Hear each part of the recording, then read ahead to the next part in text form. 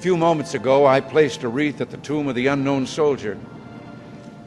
And as I stepped back and stood during the moment of silence that followed, I said a small prayer.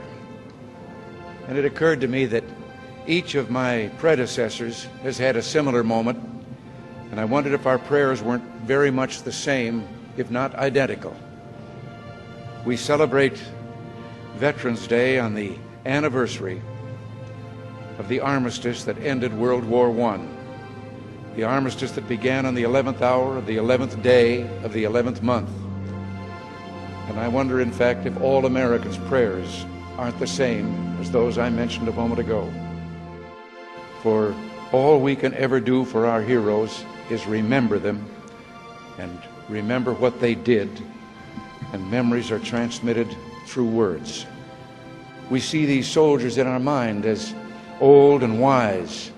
We see them as something like the founding fathers, grave and gray-haired.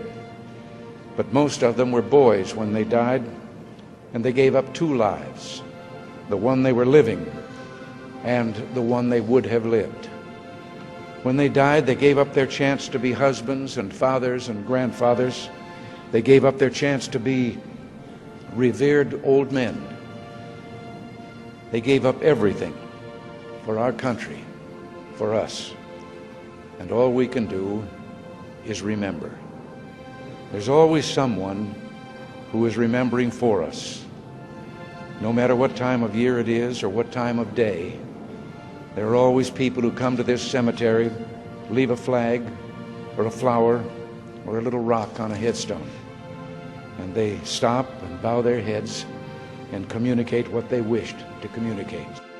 I think sometimes of General Matthew Ridgway, who the night before D-Day tossed sleepless on his cot and talked to the Lord and listened for the promise that God made to Joshua, "I will not fail thee nor forsake thee."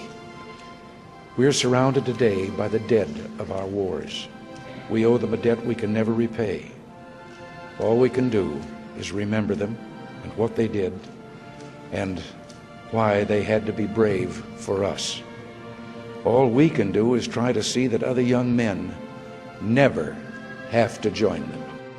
Today, as never before, we must pledge to remember the things that will continue the peace.